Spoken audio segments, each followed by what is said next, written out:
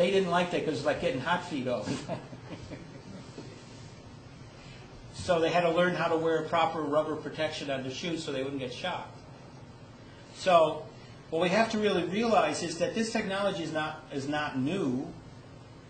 Different aspects of it may be newer than others, but that it's out there. And that if it was freely allowed to go out there, it could go out there really fast. Not take centuries or decades, or we're talking months or years at the most. We could do just about anything that we could think of doing is possible. We could solve our pollution problem. When they say that global warming can't be stopped, I get all upset about it because, okay, Tesla was working with devices that could change the atmosphere, so we could actually shift how the upper and the lower atmosphere operate with one another.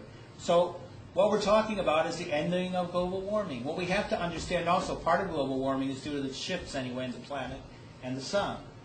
But we also have to realize we play a part in this. We're kind of like, the way we've been acting is an accelerator of all this process. So we can shift that. We can shift global warming. We can shift pollution. We can shift how we live in cities with the monies that we have.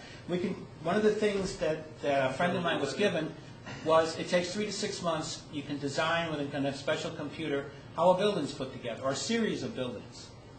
You throw a bunch of seeds in the ground. 72 hours later, they're done. Everything, furniture, floors, whatever's on the ceilings, whatever on the walls, the rugs on the floors, whatever, all done. Organic. Right, 72 hours.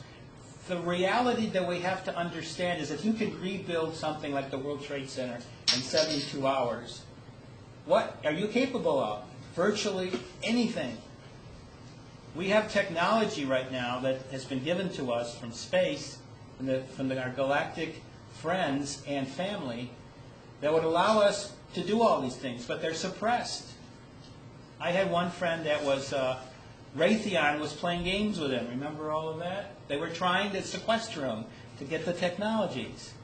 This is real. That shows you it's real stuff. They were throwing mad money at him that he decided to not take, thank God. Well, automobiles would go from not just being electric, they would go into being magnetic lift vehicles that would have an infinite energy source. So wherever you wanted to go, you could go. And it would be alive, because the alive technology, which they have in space, can easily be transferred to this planet. It then allows, you can then program with your mind where you want the vehicle to go, and it will work with all the other vehicles to make sure they get where they're going without any accidents. This is simply called networking. So it creates a network for you to get from point A to point B safely, and for anything else to go from its point A to point B. So, and of course this is a massive complex network, but this is what they do it right now. They call it smart networks. So and you get to the Federation, then these smart networks have become living smart networks. They have a living consciousness, which makes the networking even more effective than it is right now with what we have. So is all this before we go underground or after we go underground? Part of it will be before, because we need to change our societies and create a reality that is pollution-free and it's pro-planet. And that is really showing Mother Earth that how much we want to be her stewards again, and that we really care and love her. So then we become fully conscious beings. Those that have elected in this lifetime to finish that process off will do that. Those that, once they become fully conscious, become representatives back from the home worlds they came from, go back. So that's where we are right now. We're just waiting for that final aspect, but we're moving there. That's why I call it, all this change is imminent. It sounds like science fiction or imagination or Imagineering, as they say at Disney, but it's not. It's creating a world that we can create if we just have the intention for it and the restrictions to it are lifted. That's what this caretaker government is all about. It's ending that restriction procedures, like the UFO cover-up goes away. And so all the technology around it can then be revealed completely. And this is very important because it then allows us to move forward in the ways we've just been talking about.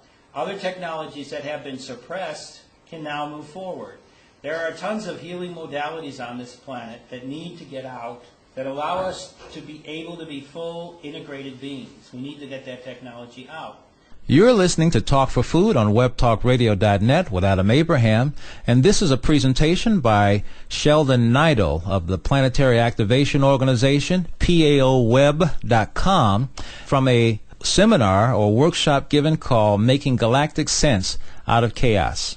A lot of it is being suppressed because of lack of funding, sudden problems and worries about the government doing certain things to you, or else the government coming in and playing with rules that weren't there before to restrict you.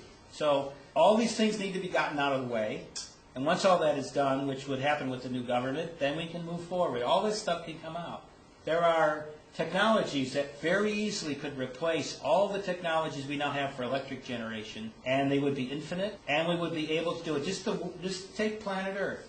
Planet Earth has within her enough activity that if we set up basic frequencies, we could actually create electricity through the Earth, so-called Tesla wireless electrical plant, and we would have enough left over, because he found out that for every watt you pumped into the Earth, there were 12 watts that came out. So it would not take a lot, considering the space of the planet, to give us a grid, a wireless grid, for the entire planet. Then you would have power for industry, power for factories, power for offices, power for average person's home. Pretty much all you have to do is stick a probe in the ground. That's right. You just stick it in there and then stick a wire to your box and you got electricity.